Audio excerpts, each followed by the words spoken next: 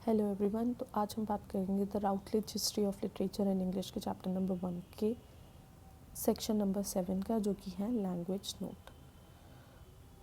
तो इसमें हम देखते हैं, सबसे पहले मिडिल इंग्लिश की बात की गई है और चौसर की बात की गई है इस सेक्शन में।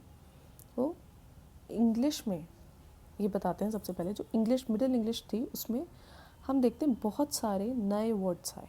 तो इंग्लिश डेवलप हो रही थी। तो इंग्लिश जब डेवलप हो रही थी तो उसमें कई सारे नए वर्ड्स और ऐड ऑन होने लगे। अब ये वर्ड्स कहाँ से आ रहे थे? ये वर्ड्स आ रहे थे मेनली फ्रॉम फ्रेंच और कुछ लैटिन से भी।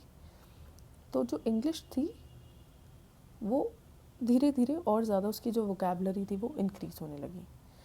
तो इसलिए हम देखते हैं कि जो इंग्लिश है उसमें जो वर्ड्स हैं वो एक ही मीनिंग के काफ़ी वर्ड्स हमें मिलते हैं, जिनका मीनिंग तो सेम होता है लेकिन जो ओरिजिन है वो डिफरेंट होता है। जैसे कि ओल्ड इंग्लिश में हम आस्क यूज़ करते हैं तो फ्रेंच क्वेश्चन में हम क्वेश्चन बोलते हैं और लैटिन में हम इंटेरोगेट बोल देते हैं। तो ये जो है, अब इनका मीनिंग सेम है लेकिन जो ओरिजिन है वो डिफरेंट है। अब क्योंकि ये तीनों लैंग्वेज मिडिल इंग्लिश पीरियड में एक साथ उस टाइम पीरियड पे यूज़ हो रही थी, इसीलिए जो वर्ड्स थे वो बाकी लैंग्वेज के भी वर्ड्स इंग्लिश में हमें उनका इन्फ्लुएंस दिखा, यूज़ होते हुए वो मिले। अब उसके जो अब इन तीनों में डिफरेंस अगर हम देखें तो जो इंग्लिश वर्ड्स जो होते थे ये सारे हम ये डेली टॉक के लिए हम लोग यूज़ करते थे। कॉमन इंग्लिश थी, लोग अपने घरों में यूज़ करते थे। जो फ्रेंच वर्ड्स थे ये मोर पोलाइट थे, फैंसी थे। और जो लैटिन वर्ड थे ये फॉर्मल थे, ठीक है, सीरियस या बुक लैंग्वेज, एकेडमिक यूज़ इनका था। तो ये हमें बेसिक डिफरेंस दिखा। मीनिंग सेम है लेकिन अलग तरीके से, अलग अलग चीज़ के लिए अलग अलग राइटर्स ने वर्ड्स यूज़ करा। अब फ्रेंच जो था, अगर नॉर्मन कॉन्क्वेस्ट को देखें तो नॉर्मन कॉन्क्वेस्ट हुई, उसके बाद से फ्रेंच जो रूलर्स थे हमारे सारे फ्रेंच ही आए। तो जो किंग्स की या रिच पीपल की जो लैंग्वेज थी वो फ्रेंच बनी। अब जो पुअर पीपल थे वो इंग्लिश ही यूज़ कर रहे थे। तो यहाँ पे एक डिवीज़न हमें देखने को मिला कि जो डेली लाइफ के वर्ड्स वो इंग्लिश वर्ड्स बन गए, जो कि फैंसी रिच लाइफ के वर्ड्स थे वो हमारे फ्रेंच वर्ड्स बन गए।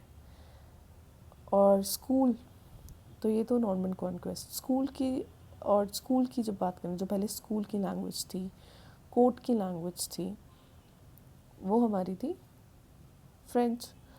तो इंग्लिश इतनी इम्पॉर्टेंट उस टाइम पे नहीं थी, लेकिन धीरे धीरे इंग्लिश इम्पॉर्टेंट और इम्पॉर्टेंट बनने लगी। अब यहाँ पे हम देखेंगे चौसर का रोल, जो कि बहुत इम्पॉर्टेंट था इंग्लिश लैंग्वेज को और ज़्यादा उसका जो इंग्लिश लैंग्वेज जो डेवलप हो रही थी उस चीज़ में इसका रोल बहुत ज़्यादा था। तो चौसर ने क्या करा, जो फैंसी फ्रेंच के जो वर्ड थे उन्हें तभी यूज़ करा जहाँ पे उनकी नीड थी।